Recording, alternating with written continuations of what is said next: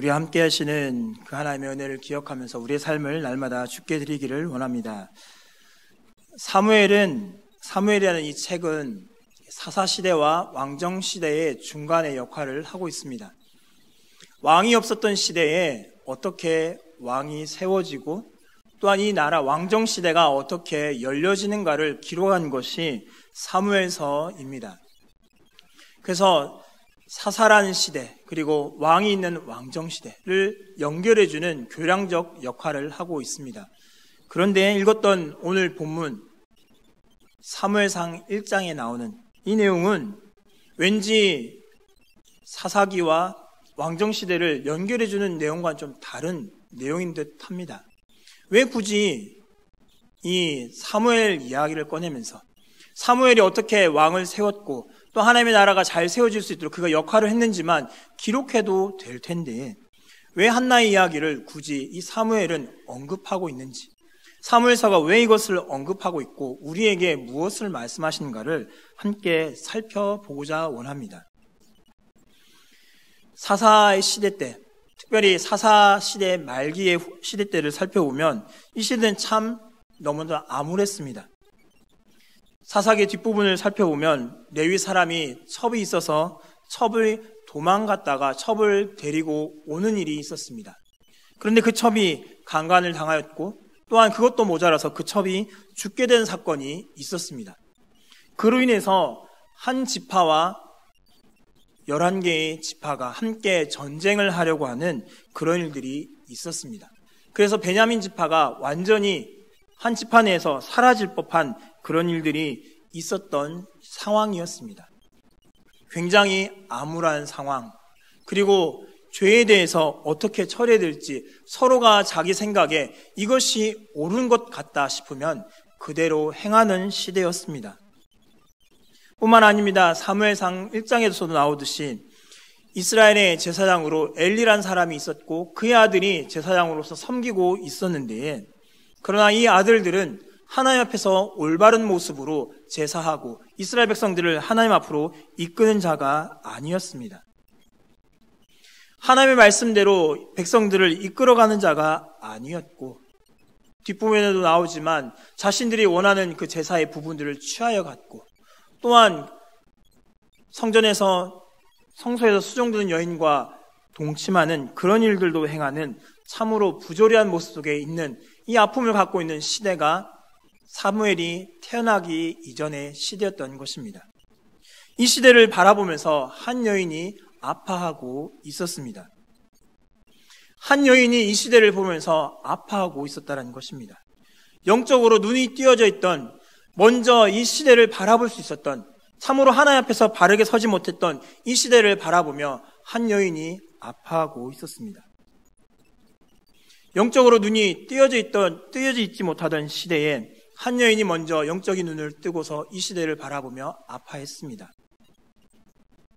하나님은 우리를 사용하시려고 하실 때에 먼저 우리를 찾으시는 데에 영적으로 눈이 띄어져 있는 사람을 찾고 계십니다. 이 시대를 바라보면서, 이 시대의 영적인 아픔들을 바라보면서 함께 고통할 수 있는 자를 하나님은 찾고 계시다라는 것입니다. 영적으로 눈이 어두워져 있다면 이 시대를 바로 볼 수 없습니다.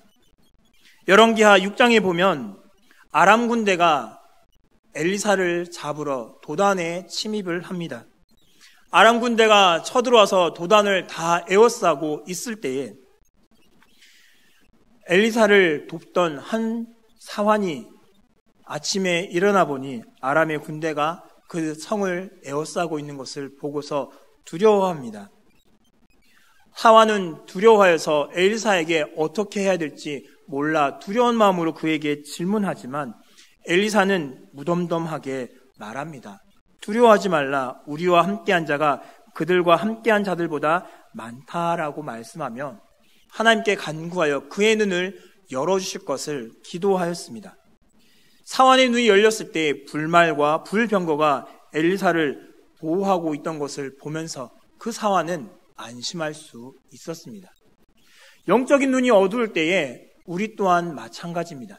영적으로 눈이 닫혀있는 그때에 시대의 아픔을 알 수가 없고 이 시대가 지금 어떻게 흘러가고 있는가를 알 수 없습니다.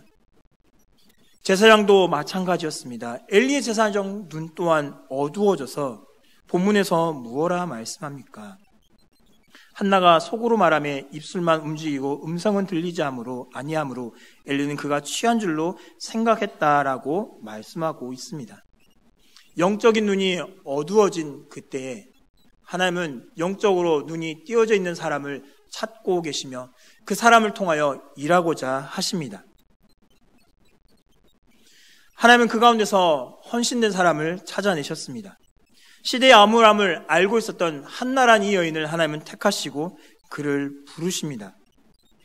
한나를 어떻게 부르셨냐면 그의 임신하지 못함으로 한나를 하나님은 부르고 계십니다. 한나의 임신하지 못함은 남자에게 문제가 있었던 것이 아닙니다. 2절 말씀에 보면 분인나에게는 자식이 있고 한나에게는 자식이 없었다라고 말하고 있습니다. 그것을 볼 때에 남자에게 문제가 있는 것이 아니라 여인에게 문제가 있었다라고 볼 수 있습니다만 그러나 6절에서는 이렇게 말씀하십니다. 여호와께서 그에게 임신하지 못하게 하심으로라고 말씀하고 있습니다. 한나에게 문제가 있던 것이 아니라 하나님이 한나로 하여금 임신하지 못하게 막으셨다라는 것입니다. 한나의 문제를 통하여서 하나님은 그 한나가 아이를 갖지 못하는 그 문제를 통해서 그 문제뿐만 아니라 그 시대의 아픔까지도 품게끔 만드셨습니다.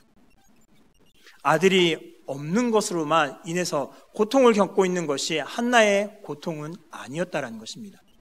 아들을 갖지 못해서 분인나에게 괴로움을 당하던 이 한나의 고통은 그 아들을 낳지 못하는 그 아픔으로만 끝나는 것이 아니라 그 시대의 아픔까지도 품고 있는 것이 한나의 모습이라는 것을 2장에서 살펴볼 수가 있습니다. 2장에 넘어가면 한나가 아들을 낳고 나서 하나님께 기도합니다. 그런데 그의 기도의 내용을 살펴보면 아들을 주셔서 감사합니다라는 내용이 아니라 하나님이 어떠한 일을 하실 것인지에 대한 내용으로 하나님을 찬양하고 있다는 것입니다. 그 단어 중에 뿔, 용사의 활, 귀족, 여호와를 대적하는 자 등 이런 단어들은 단순히 자신을 대적했던 그 분인나를 향한 분인나에게 이제 내가 복수할 수 있구나, 이제 분인나가 나를 괴롭혔던 거 이제 더 이상 괴롭히지 않겠구나라는 그 노래로서만 끝나는 것이 아니라는 것입니다.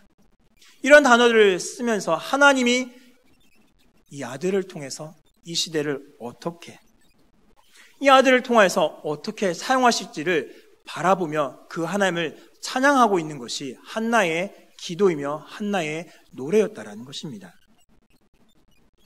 하나님은 한나의 아픔을 통하여서 한나에게 고백하게 하십니다.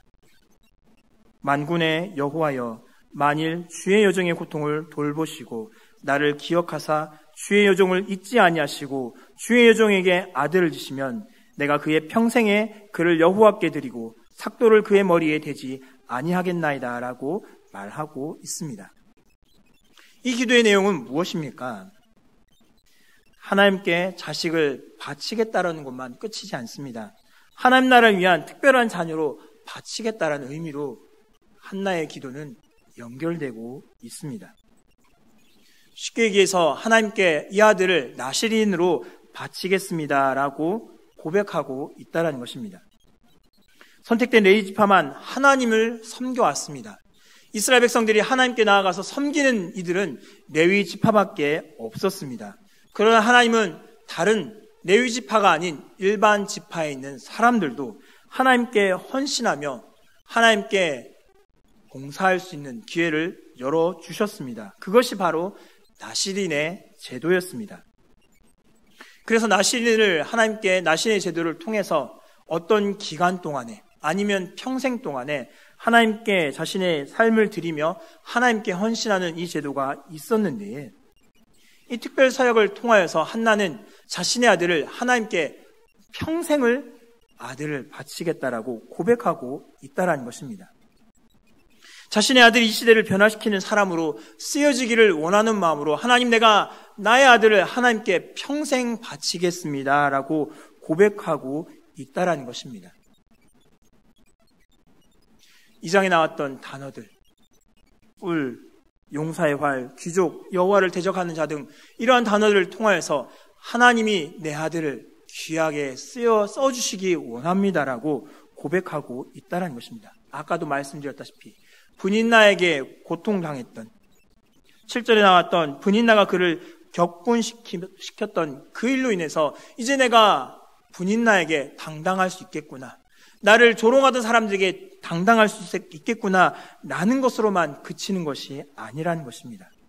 아들을 바침으로써 하나님께서 이 시대의 아픔, 내가 당했던 아픔뿐만 아니라 지금 내가 당했던 분인나에게, 그리고 나의 원수들에게 당했던 아들이 없는 이 고통만, 그것만으로 끝이는 것이 아니라 이 시대가 겪고 있는 그 아픔, 왕이 없던 시대에 자신의 원하는 대로 행하고 하나님을 대적하고 있는 이 아픔을 한나는 품고서 두 가지를 함께 품고서 하나님, 내 아들을 통해서 이 시대를 변화시켜 줍소서, 내 아들을 바치겠습니다, 하나님 내 아들을 통하여서 역사하여 줍소서라고 고백하고 있는 것이 한나의 기도라는 것입니다. 아들을 바치겠습니다라는 의미가 아들 주십시오라는 그런 의미의 기도가 아니라 하나님, 이 시대의 아픔 나도 통감합니다.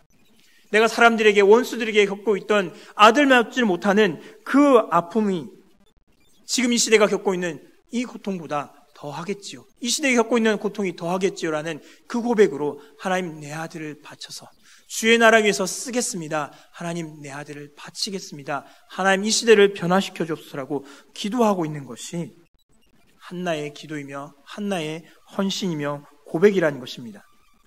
그때 하나님은 어떻게 하셨습니까? 과거에 제사장만 사용하시던 그때에 하나님은 이 일반 사람 한나란 여인을 통하여서 그 아들을 쓰시지 않습니까? 응답받지 않습니까? 시대의 아픔을 달래는 사람으로 사무엘을 하나님이 쓰시지 않았습니까? 사사시대 왕이 없어서 자기의 원하는 대로 행하고 자기의 소견에 옳은 대로 행하던 그 시대에 있던 사람들을 왕정시대로 이끌어서 하나님을 예배할 수 있는 왕으로 세우고 그 왕이 하나님의 말씀을 따라서 살아갈 수 있도록 지도하고 이끄는 사람이 사무엘이 되지 않았습니까? 뿐만 아니라 자식 없음으로 인해서 겪었던 그 아픔들이 사라지는 은혜 또한 한나는 누리지 않았습니까? 사무엘상 2장 21절에 여호와께서 한나를 돌보시사 그로 하여금 임신하여 세 아들과 두 딸을 낳게 하셨고 라고 말씀합니다.